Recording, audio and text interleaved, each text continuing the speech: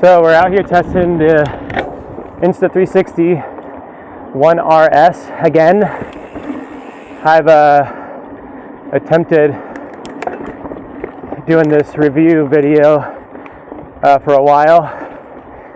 I just kind of needed a little bit of learning curve with getting the settings down. Hopefully this is better, and hopefully it's a little bit more clear than what I've had in the last few tests.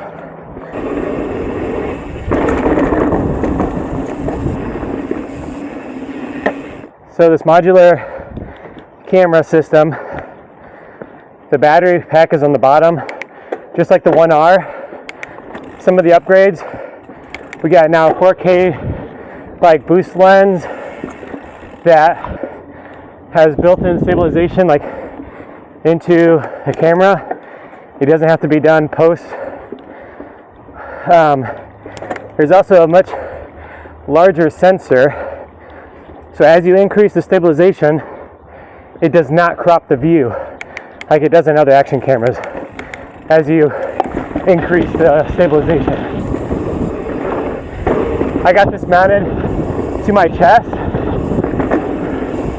So testing that out as well. And what I was getting before with these tests is that it was darker, it was like cloudy, and just not as bright in here as this. I also accidentally had the active HDR setting on instead of just regular video. And if you're gonna do that, you really need to be like outside like this in the sun. So we're just gonna do kind of some loops over here to test out the settings. I got the 360 lens out here as well. What I was getting before in these tests was the video was very grainy and just very like digital, kind of like when you have too much stabilization in dark settings. Where I'm at right now, like I feel like this is very bright for normal trail riding in the woods. So I feel like this is going to be like my test for what I'm able to use this camera for. It might just be like a secondary camera when I'm doing extra like accessory work, or just more like a second camera set up while I'm doing something with my other primary camera, because the other one does pretty good in the woods.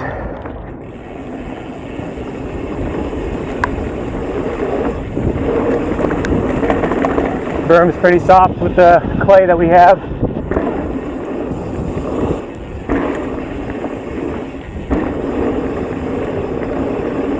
Alright, so we just went through that. I noticed my camera was just a little bit too high, angled up on my chest, so all that test footage is probably just a little bit higher than what it should have been, but I might do another test run, and I'm going to drop the boost, the flow state stabilization from high down to medium, and see if that makes a difference in the video quality that's coming out. I also have the wind reduction audio setting on. So what's cool, this camera does have inside the case, inside this case here, there's like a microphone cover in there that's going to help with some of the wind reduction.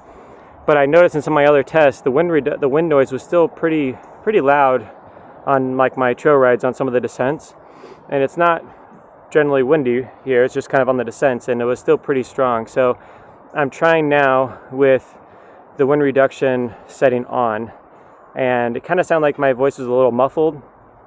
So we'll see kind of how this sounds once I get finished up and get back on the computer. So we're gonna do one more test of that same jump line loop here that we had, and I'm gonna put the stabilization down to medium. That's the only thing I'm gonna change.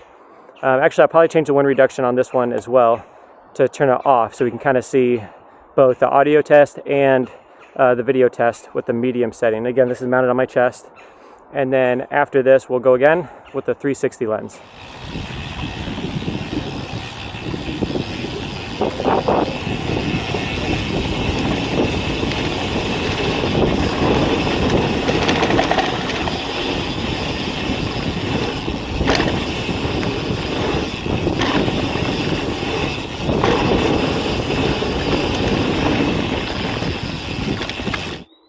we got the 360 lens on, and two, so the core, it senses when you put on the 360 lens versus the 4K like boost lens. So this is the twin edition, and when you buy that, it comes with like the case. It comes with obviously the 4K action camera lens and the 360 lens. There's an additional like large, like 1-inch lens or something, but that's like, you need to get that separately or in a different package. It doesn't come in the twin edition. And so some of the things that are new is the lenses, but also the processing, like the core. A little bit more advanced, a little faster, but you can use these features, like the new modules, like the new lens if you want new lenses, or use the new larger battery. You can use this with the older core. So if you have the older 1R, you could just get like the upgraded battery if you wanted, or get the new lens if you wanted.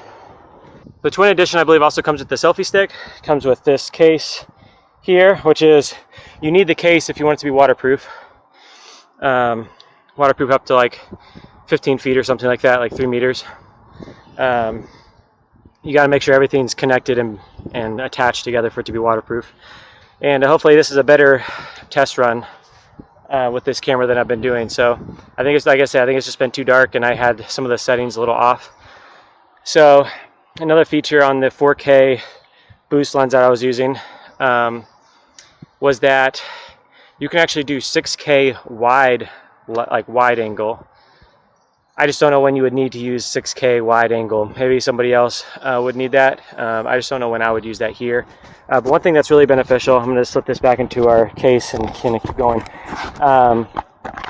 is the with having the larger image sensor, it doesn't crop the image when I increase the flow state stabilization. So that's, like, obviously that's super nice. But we're testing all these features to kind of see how it looks. We got some bright sun and some shade in here. This is still super slick through here. This berm with all this clay is slick, so I'm going slow through here.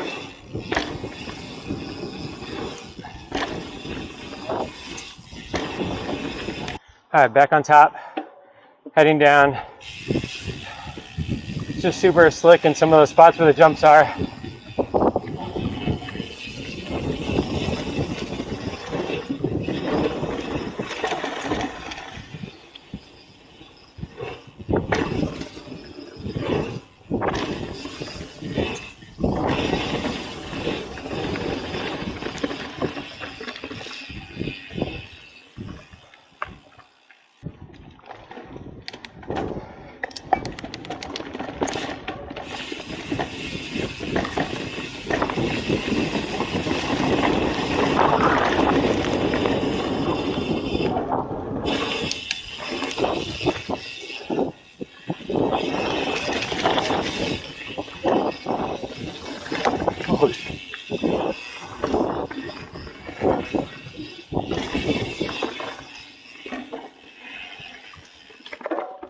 But I hope this kind of turns out good.